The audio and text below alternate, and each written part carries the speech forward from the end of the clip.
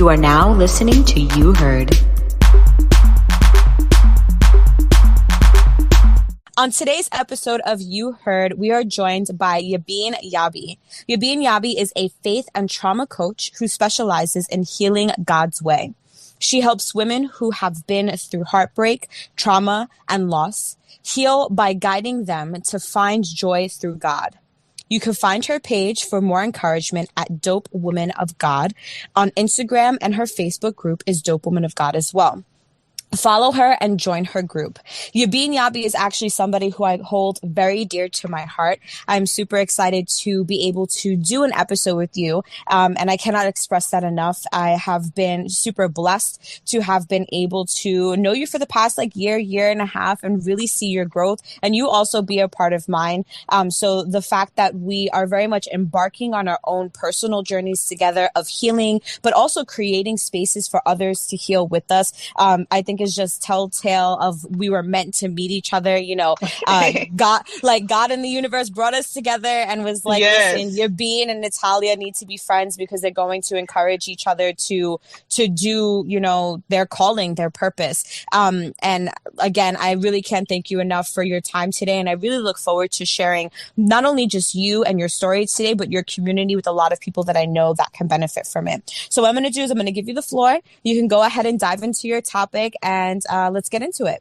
Yes. Thank you, Miss Natalia. Thank you so much for having me on today. When I tell you, I was so excited when I found out you actually have a podcast. I'm like, I want to come. Yes. I want to come, and I want to be a guest on your podcast because I love you so much. And I'm so glad that we connected as well. You are like a support system to me. And I know anytime I talk to you, you always point me straight. You always point me straight. So there's never a doubt in my mind. If anything, I'm like, okay, Natalia, she's going to tell me straight. She's going to shoot it to me straight. So I'm glad. I appreciate that I get to be that person. Yeah. Of course. You are that person in my life. So, and I'm so thankful to be here. Yes, like you said, thank you for that wonderful introduction. Like you said, yes, I am a dope woman of God. Yes, dope woman of God all the way. So I am a faith and trauma coach, and I definitely believe in healing God's way. Because of my story and what I've been through. And now that I found God through the pain and everything, I found my purpose. So today, from my topic that I want to talk about today, so how do you find purpose through pain? How does that happen? Right. A little bit of my story is I had my daughter in 2017, and she was 2.5 pounds. And that same year, I became a single mom. But through all of that, she was 2.5 pounds. Can you imagine? You're expecting to have a baby that's at least 6 or 7 pounds. You're not expecting to have a baby that's 2.5 pounds.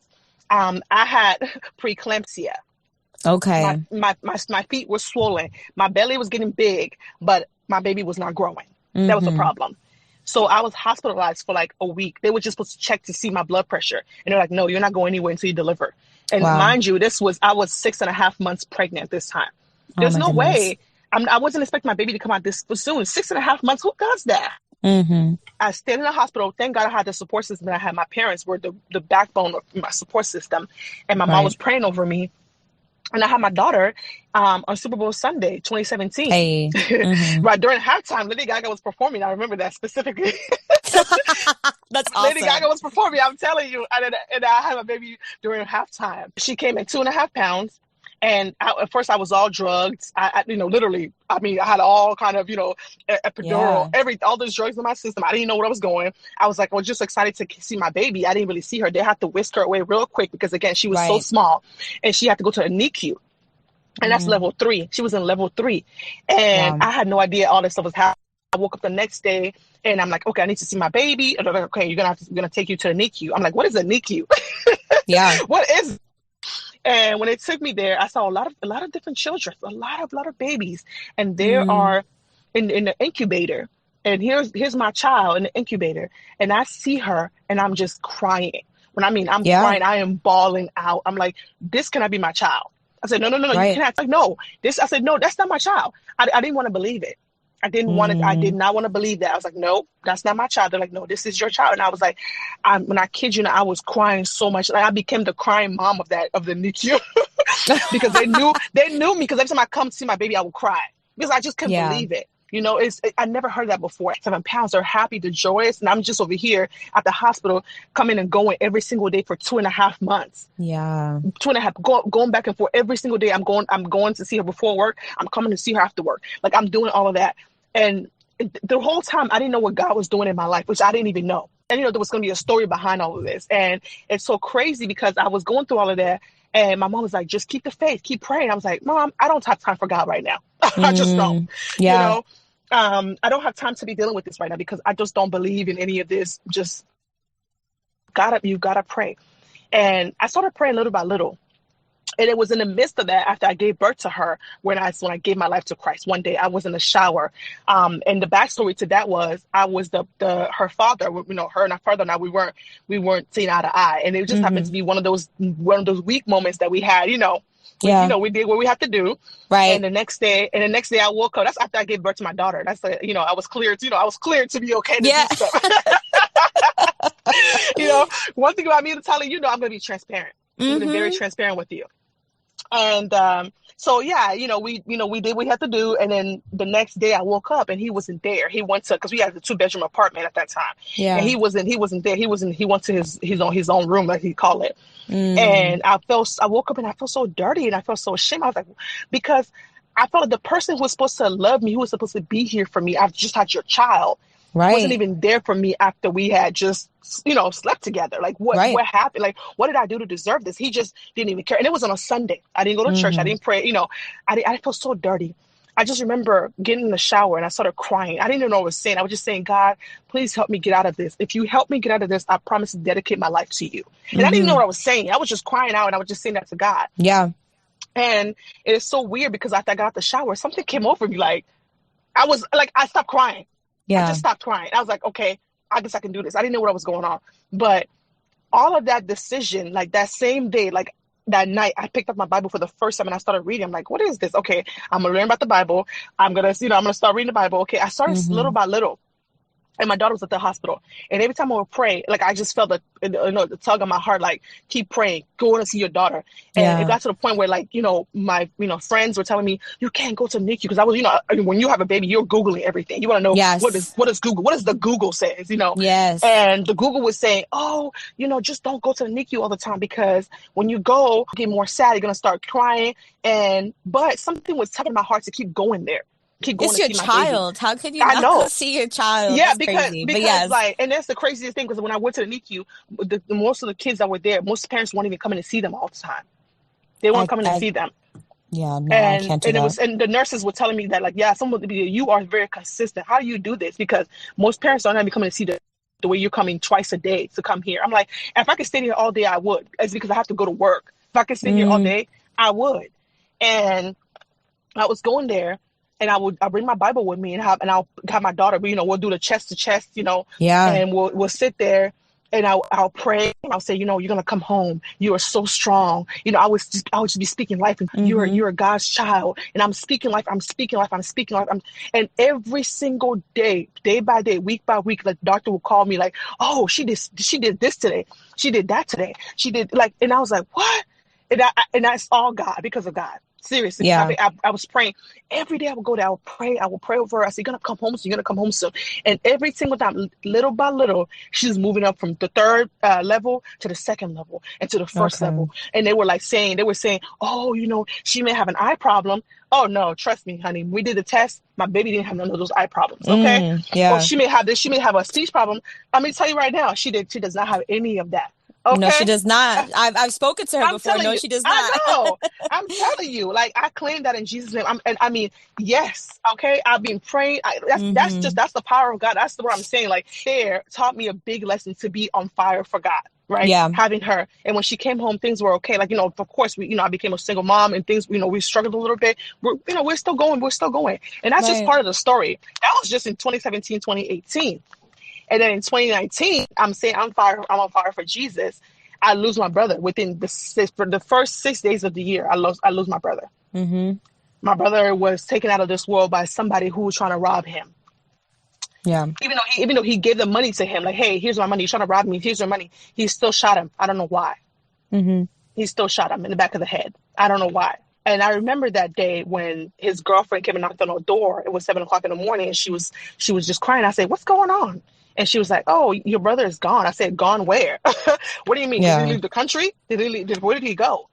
No, he's gone. I said, "No, you're lying." You're lying. You can't. No, you're lying. This is supposed to be my year. 2019 is supposed to be my year, God. I Mm-hmm. prayed. I just declared it on the 31st of December. Like you promised me this is my year. Well, Yeah. how's this year? Why is this year starting off like this? And I lost my faith at that moment. Mm. And I didn't pray for 3 months. I Yeah. was so upset with God for 3 months. I did not want to, after everything happened, the funeral, I would not want to talk to God. I was upset. I said, I'm not praying anymore. Forget all this. God, you're a liar. Like, I mean, I said so many negative things, to God, because I was so angry. Yeah. And I was so angry. I was so angry. And I remember not being able to sleep without having to take, pills. Mm-hmm. I had to take pills to sleep. There was always something I had to do because I couldn't sleep. I was so out of my mind. Everything I was going through, I was just a mess. And one day I couldn't sleep. I just picked up, I'm like, you know what? The only way I can sleep is I prayed, and I picked up my Bible that night. And I don't know what it was, but the first verse that I saw was Romans 8:28. I Mm-hmm. kid you not, Romans 8:28.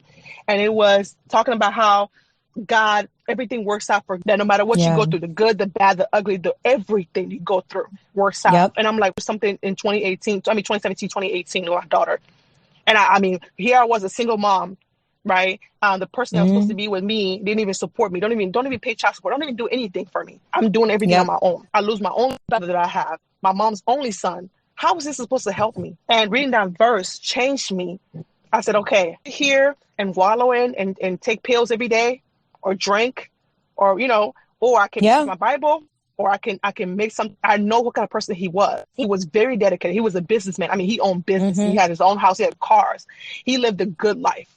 He Yeah. traveled. He did everything he wanted to do. He took chances. He took leap of faith. And I was so scared to do that. For that, I can live for purpose and do something in his honor, or just live the way I've been living for the past 3 months. Yeah. And when I saw that verse, it convicted me to change. And I said, okay, God, I don't know what I'm doing. I don't know what's going to happen, but I need to trust you. Right now, I need Yeah. to sleep. Help me sleep, please. Yes. Mm-hmm. Help me sleep. And Just I give me went to sleep that rest. night. Right, Yeah. give me rest. Help me sleep, Lord. I went to sleep that night. I felt good. I slept. I woke up the next morning. I was scared. I was crying all the time, but I just kept reading. I just kept going. I was like, okay, God, I don't know what I'm doing. I'm scared today. I have to go clean out his house. I'm really scared today. I'm doing this by myself. Can you help me? And every time God would help me, and little by little, like that, I was letting God in different Mm-hmm. places in my life. The places when I was afraid, when I was scared, when I was happy, when I was anything, I was just letting him in. Mm-hmm. And that pain took me to something, and it showed me that what you can accomplish on the other side of fear. Yeah. And it showed me that, wow, I can actually have purpose to this. Like, what is my purpose, God? I kept asking God, what am I here to do? Mm-hmm. And God kept showing me that you need to help other people who has gone through stuff like this. You Yeah. can help them. You can help them overcome. You can help them you can show them that through joy and peace is found through me. Mm-hmm. You can show them that. And I'm like, God, how am I supposed to do that? Because I don't know. And that's where the dopamine of God came out of. Yeah.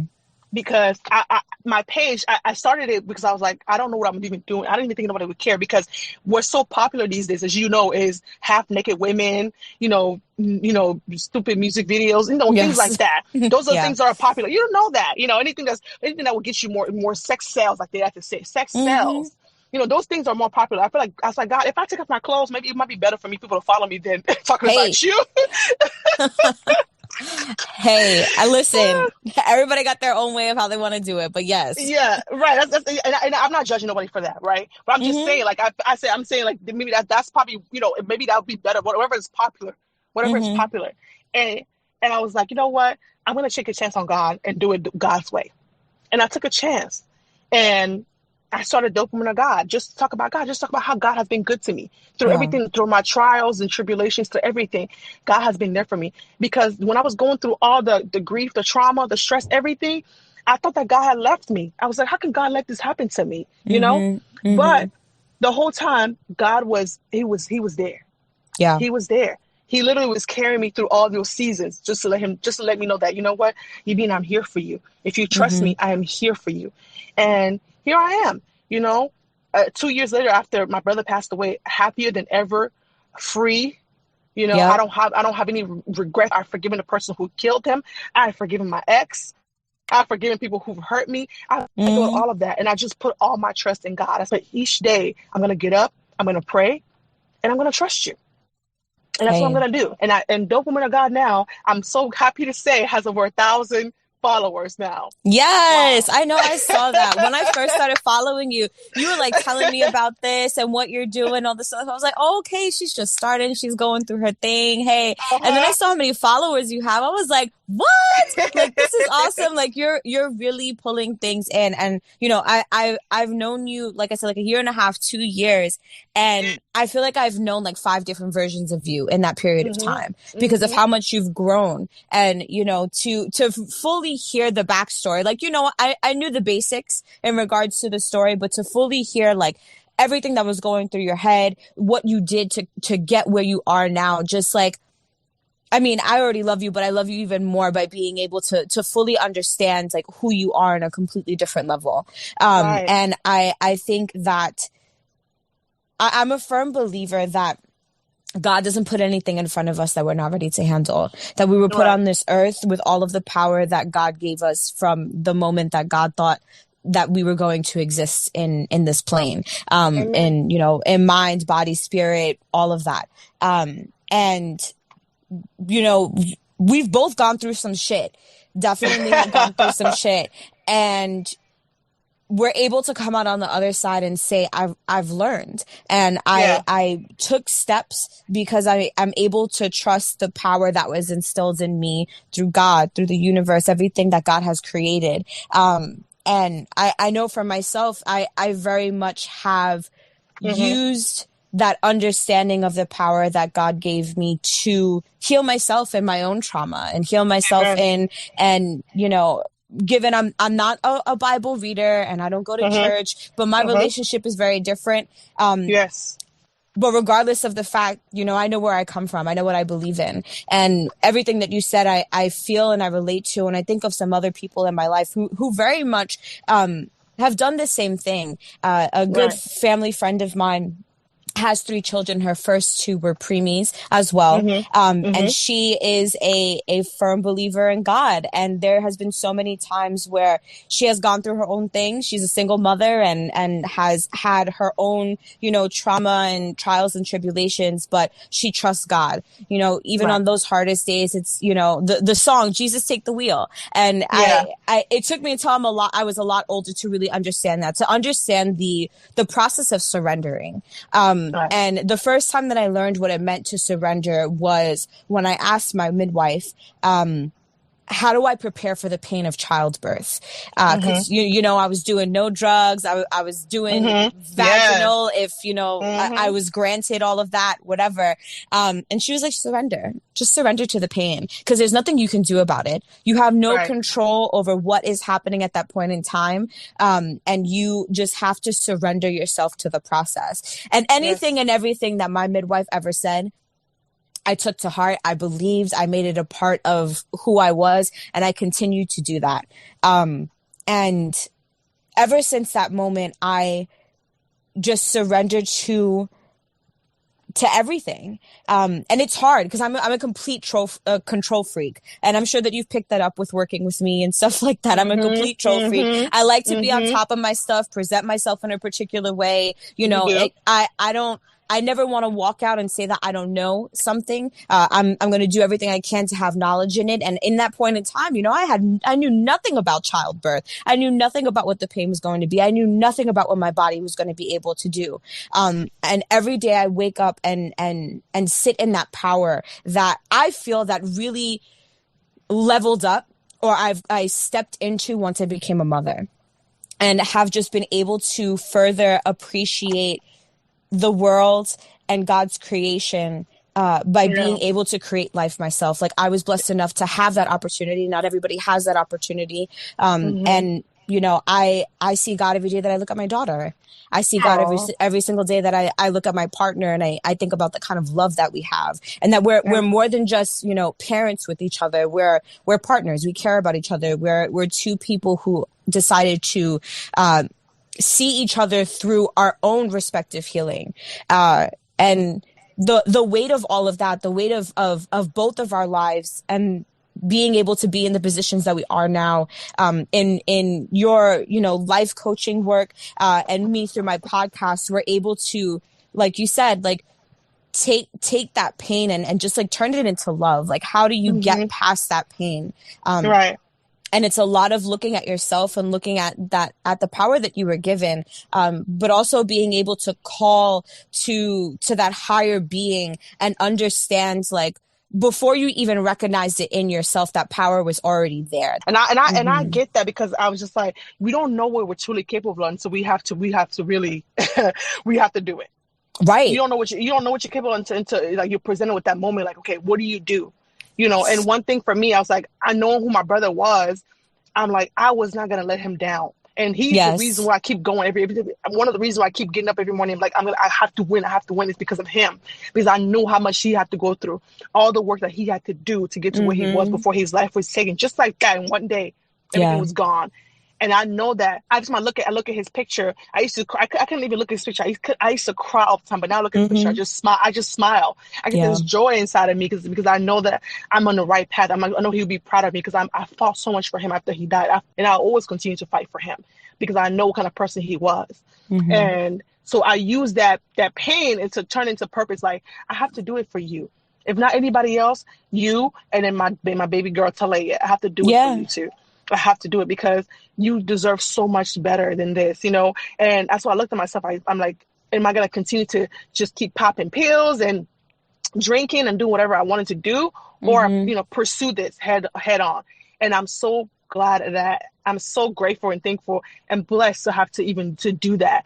And the fact that dope women of God, that women are receptive, is so much. Yes. It makes my heart just, I don't know, like, but one thing I always pray to God to keep me humble, because it makes my heart just so joyous. And I'm so glad, because I didn't even think anybody would care, to be honest with you. Yeah. I thought people would be like, oh, that's just another, what is this? No, because I didn't know anybody. I didn't have any handout. I wasn't who I was. Right. Right. We're not TikTok famous yet, Right. Like, it's like, you don't know. But that's why on my page, I like, and anybody sends me a message like, oh, can you spread this? Can you post this on your page? Can you reshare this on your story? I'm like, yes, I will. Because I understand. Yes. Especially if it's about God, I understand, because I know what it feels like not to have that. And I get it. And people are looking at me like that. And I'm like, wow, you actually looking at me like that? Because I'm still like, I'm not, so I'm just really humble and blessed, and to be able to use that plan to purpose. And I'm so happy to be working with the business coach now to actually start my program, the Blessed Life program. So I just can't wait to bring that out for the women as well, to get that going. But if anybody who's listening out here today, like, I really want people to know that, you're not what happened to you. You're not your past. You're not what people say about you. You are God's child. You are capable. You're able. You can do it. Yeah. Don't be afraid. Don't be afraid to seek help. Like, whether it's a coach, or whether you're just trying to go to church, whatever it is, don't be afraid to seek help. Have people in your corner that will support you. Build those relationships, that the people that build relationship with people you want to see, people you want to be like. Maybe somebody who's like, wow, like they've been through so much and they've turned that their pain is a purpose. Inspired to be like that. Maybe that'll keep you going. I mean, your journey is your journey, but at least you have people in your corner that you can support you, that you can look up to. That is good. That is good. And I would say that don't ever put those people in a pedestal. Like, don't put them in place of God. Always look to God first, because God will always point you to the right direction. God will always point you to the right people that you should be around. So you can observe and learn from them, but still do your thing. Still talk to God and do your thing. Be like surrounding yourself by people who like inspire you and motivate you and push you. I find that to be so important. I recently did a recording not too long ago, and we were talking about, communicating with the people that are around you, especially when you're trying to process your own trauma, your experience, giving it sounds, giving it words, because when you're able to talk about the experiences that you have had and you're able to create space for it, you're further validating your existence. When you keep all of that stuff inside and you don't share your story, at least with the people that you love and that you feel safe with, that reality essentially only exists inside of you. And with your own, because everybody got it. Everybody is both light and dark. You and I were just talking about this. I believe that everybody has both good and evil in them. We're a balance of both. But that darkness creeps in. So when you're thinking about your experiences and you're thinking about your reality, sometimes that darkness overshadows the light and the experiences that you have had. And especially when it's experiences that cause such an exaggerated amount of pain, loss, heartbreak, not knowing whether or not your child is going to be okay or live or be able to live a full life without having to worry about all these extra things that may need to be added on. Just so many different kinds of things, just being in that pain and pain is a sense of darkness. So when you don't speak on your experience, that darkness can really engulf everything that you're kind of keeping inside of you. And then eventually the world outside of you becomes dark. But when you're able to find people who are very much the light, and are able to be a light in your life to kind of bring that light outside of you as well. The people that motivate you, the people that talk you through your own darkness, that is important. You are the 5 people that you surround yourself with. And I pay attention to that so much now more than ever. I think when I was younger, especially when you're in like high school and college and stuff like that, networking is everything. And you have to make sure that you know everybody and everybody and everybody so you can have an opportunity to do X, Y, and Z. And I did that and I had that. But there were definitely points in that period of time where I felt like I knew everybody and their mothers, that I felt completely alone. And as awesome as some of the people I have met throughout the years, there was definitely so much concentration of this networking and meeting all these new people, that the energy that I needed to kind of find the light in myself wasn't there. But I was always giving it out. I was helping other people find light within themselves, but that energy was never reciprocated. Yes. And it took me till I got older to understand how to, I guess, protect myself more in the sense of there's a time and place where I'm able to connect with somebody on that level to share my light with. And it's kind of like God talking to you in your ear of being like, this is a person that you can feel comfortable with, that you can be vulnerable with, that you could share light with, that you could share your own darkness with. And even speaking on darkness, because you brought this up, you talked about forgiveness and forgiveness is a hard one for me. It's definitely hard. Yeah. And I'm working through it now. I know that that's something that my inability to forgive myself is what holds me back in me being my best self every single day. Because that's what I strive to. I wake up every single day and I'm like, I'm going to try to be my best self. And my voice is constantly in my head, telling me, you don't need to be doing this. You need to focus on this. You need to, ground yourself in this and all this other stuff, being present. As we talked about, I'm really trying to work on being present, but a lot of my I guess, issues or vulnerabilities that I'm trying to work through and heal through is my inability to like have compassion and to forgive myself. But there is a sense of freedom that comes with forgiveness, because when you don't forgive, you're holding on to this moment in time that no longer serves you. You are not there anymore. And you have to let that go, again, to surrender, to relinquish this idea of this version of yourself or this version of some other person. Because for as long as you hold on to it, you're not free.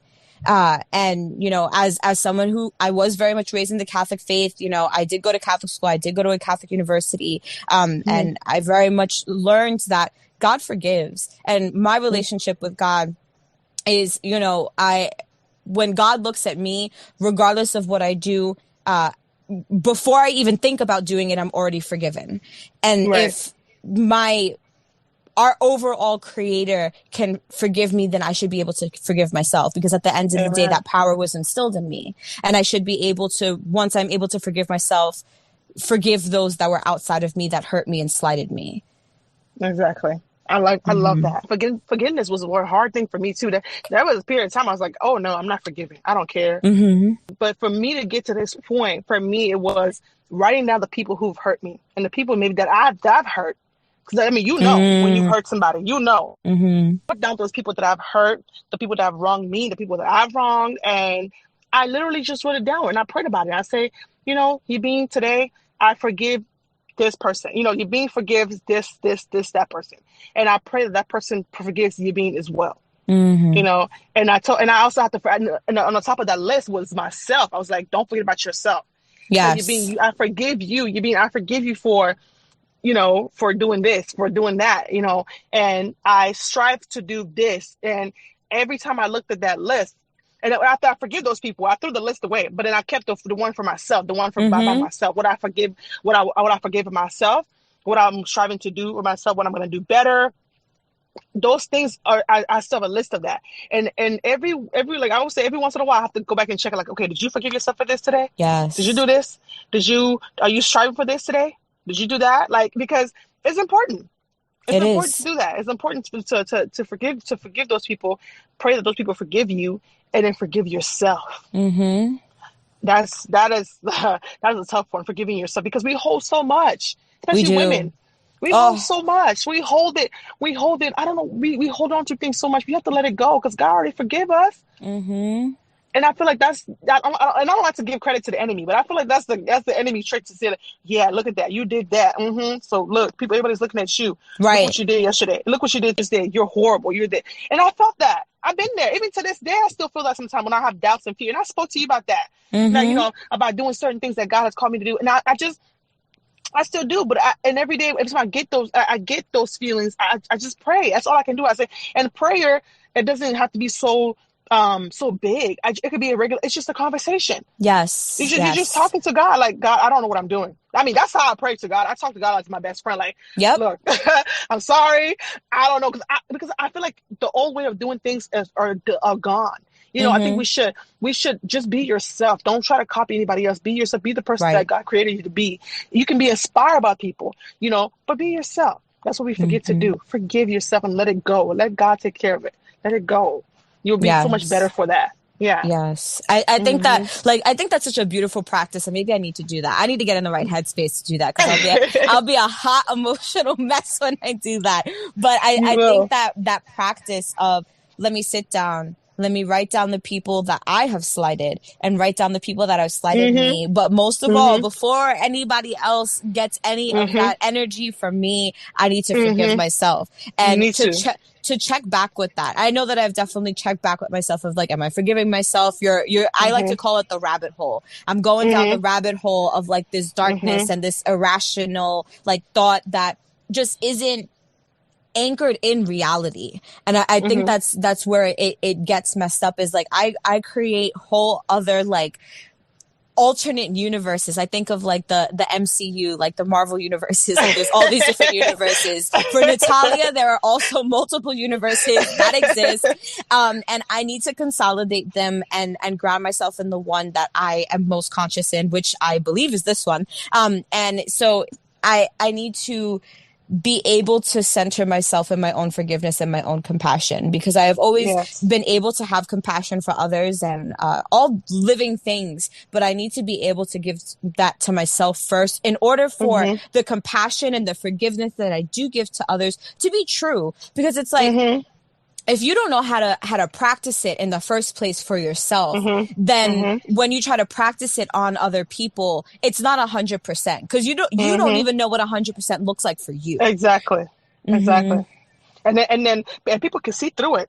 Yes.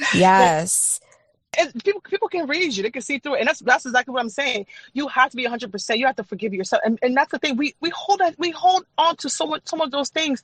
It's like, for example, if I didn't go to church today, if I didn't pray today, and then I'm like, oh my God, I didn't do it. Like, I'm holding on. Just forgive yourself. God, I'm sorry. I apologize. I didn't do this. I didn't do this. But please forgive me. And I also forgive myself and let it go. Let it go. Yes. Or if you're in a Mm-hmm. diet or something, if you mess up today or tomorrow, or you mess up the whole week, you can start again. It's Mm-hmm. okay to you fall back 7 times, get back 8. It's not about how how you start. It's about how you finish. A walk with Christ is a journey. Yes. It really is a journey. It's not like you have to race through it, because you can never race through it. Mm-hmm. Because you're trying to, like, for example, you're trying to go. You say you want to move from Texas to maybe Tennessee or something, and it's like, okay, what are you gonna do now? You're gonna just get on a plane and go. Okay, what's in Tennessee? Did you finish what you have to do in Texas before you move to Tennessee? Right. Like, you're just running around. You're going to different places. What is that gonna solve? It's not going to Mm-hmm. solve anything. You need to stay in it. You need to, go through the mess, whatever it is, go through it. Forgive yourself, learn, heal, and then you can pick up and go to the next assignment. I think that's the thing with people. We just hold on to so much stuff, and we think that by walking away from it, by taking pills, drinking, doing other things that we have to do, that okay, that should be good. No, it's the same thing. You wake up the next day, you're gonna be right back in the same thing. Exactly. So that's why it's so important. It's so important to forgive. It's so important to heal, to let go. To face that pain head on. Mm-hmm. Face it. Right. That's the only way you're gonna go through it. You have to go through it, right? Go exactly. through it. Exactly. You have right. to. You can't. It doesn't work like that. You have to accept that it happened. Like it is what it is. Like there is nothing else that we could do about it. Whatever you did or somebody else did or what the world did, like we can't take it back. It's done. So we have to move forward from it, and you have to let it go, because you're holding on to things that essentially don't even exist anymore. Like, what kind of weight are you putting on yourself, this baggage? I'm a very visual person. I visualize like people just like rolling tons of baggage, tons of freaking baggage. And it's like, let's again, kind of back to this like consolidation idea that I was talking about with all my crazy universes. Like, let's consolidate bags here. You got something in this bag, you got something in this bag, you got something in this bag, There are things that, yes, you do need to carry with you, because they are part of your foundation. They're a part of who you are. And that's just what you come with. But not every single thing that you're holding in all these bags do you need to be holding anymore. Let it go. Right.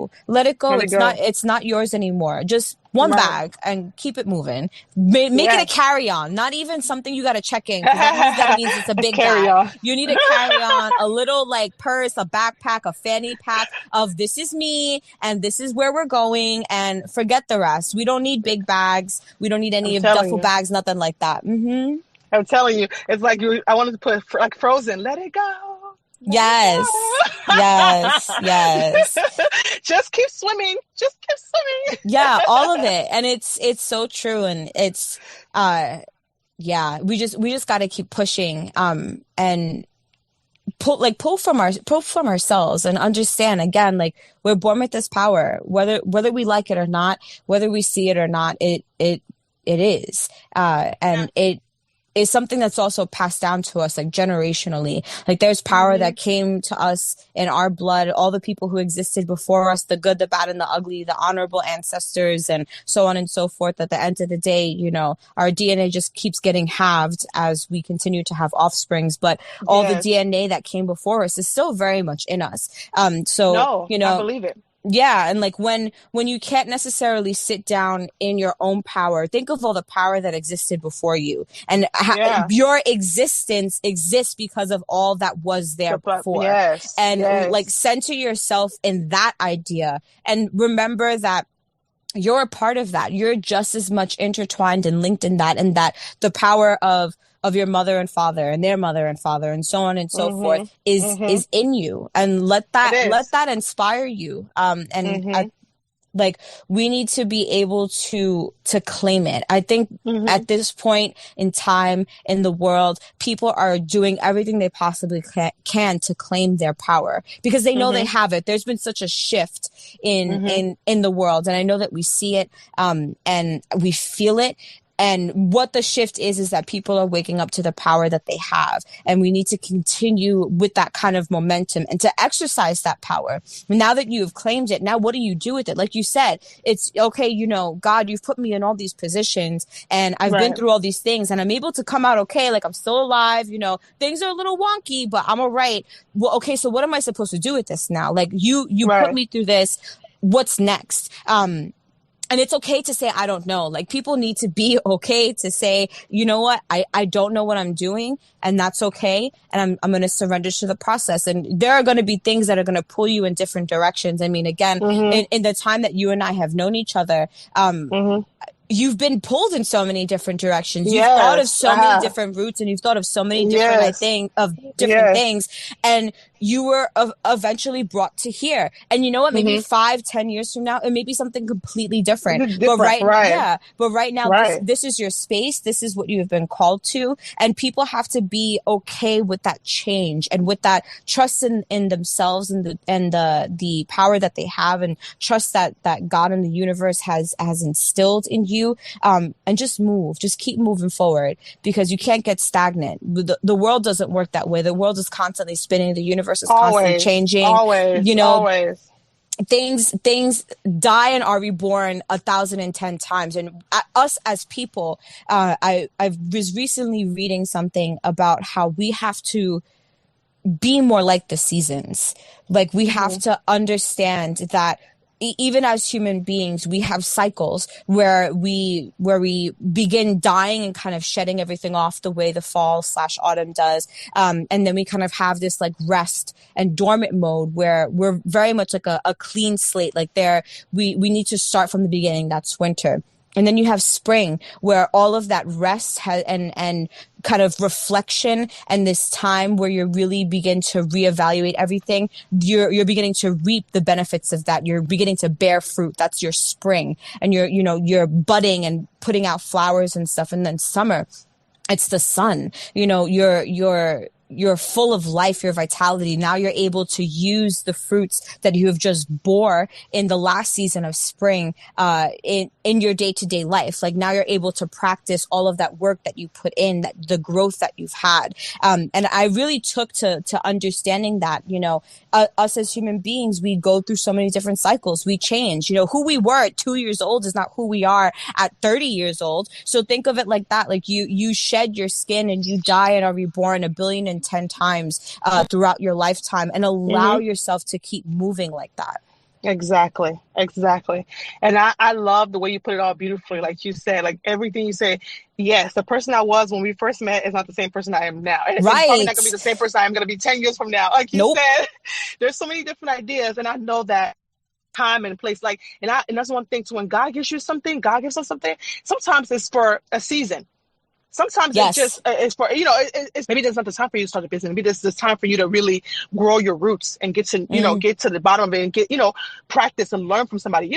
There's season for everything. So just don't jump into everything just like that. And I had to learn that myself.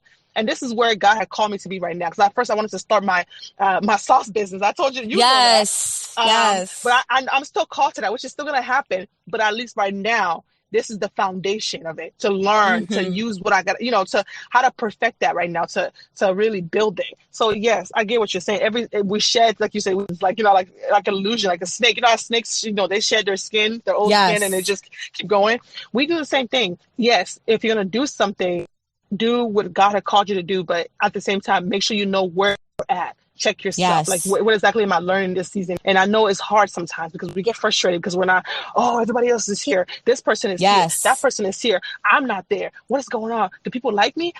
Forget about all of that. And I used to think that way too, because I was that person. I used to think, wow, even to sometimes now, I still feel that way. Like, oh my God, like the imposter syndrome comes over. It's like, you're being, coaches out there who are doing trauma, who are doing faith, and what's so special about you? What's better than you? And I'm like, nothing special about me. I'm just called to do this. And I know God will make a way because my story is different. I'm unique. I'm Yebine. I'm unique. So my story is unique. I am unique. So whatever I bring to the table, because God called me to it, He'll definitely equip me. He'll definitely make room for me to be successful in that avenue. And I'm willing to put my heart and soul out there. And I'm willing to take that leap of faith. Like I've already told you, we talked about this so many times already, taking that leap of faith. And I'm ready to do that. And I thank God for that, because all those experiences, everything that I've been through, good, bad, ugly, nasty, everything that I have been through to this day, has brought me here. And I know 2 years from now, 5 years from now, 10 years from now, 40 years from now, however long God gives us to live on this earth, and it'll keep changing. It'll keep shaping me. It'll keep molding me to keep getting better and better. It's a journey. It is a journey. It is a journey. So that's what I would say. Yes. It's a journey. Yebine, yes. I mean, at some point, I need you to write a book because we all need to like read this. It needs to be archived. We need all of it. We need all of it. It's coming. Look, you speak that into existence right now. You are speaking it. I'm receiving. I am receiving it, and I'm gonna take it because the book is coming. I have so many different things on my. You also have to have a vision board, and I didn't believe you because I have one. Yes. I have one. I do now. So like, there's multiple books on that vision board. Okay. I'm there's so businesses ready on that vision board. Yes, the Yebine trilogy. Like I'm done. I'm ready. I'm so excited to see what happens next. But listen, we're coming to the end of the episode, and I always like to ask my guests to kind of leave something for the audience to take away from their episode today. It could be an affirmation, it could be a prayer that somebody or our audience can use on a day-to-day. Whatever you would like to share with the audience to walk away with from your episode. Don't look back at what where you've been. Keep looking forward, because what's forward is so much better than, because you're still here. You're still standing. Every day is a gift. Wake up every day with a grateful heart. Wake up every day and say, you know what, today's a good day. Because guess what? I'm going to open my door right now, and there's going to be blessings. Whether blessings are there or not, you don't see it. Because you're speaking life into yourself. You're speaking life. Those are the words of wisdom that will leave you by. Like, just wake up every day and just, as soon as you wake up, before you touch your phone or anything, thank you, God, I'm here. Thank you for the breath in my body. And thank you for the blessings that are ahead of me when I wake up, when I open that door, or when I step out of my house, when I get out of this bed. Thank you for the blessings that are ahead of me, because you never know where your blessings are coming from. It's to be able to breathe. It's a blessing to be able to eat. It's a blessing to be able to see your family. It's a blessing because so many people didn't make it with corona. People are still dying. And you are here. If you are here, yes, thank God for that. Yeah. And when you wake up, whatever, tell yourself, I am able. I am capable. I am strong. I am virtuous. I am gracious. I can do this. I have the power living inside of me. I can do this. Every single day when you wake up, you need to tell yourself that. I have a vision. I'm going to get there. The journey. I'm not where I was. I'm not where I'm supposed to be right now. I'm somewhere in between the middle, and that's okay. I may wake up today. I may not feel good, and I may just want to just not talk to anybody today. That's okay. It's all right. It's okay. But don't live there. Get up and go.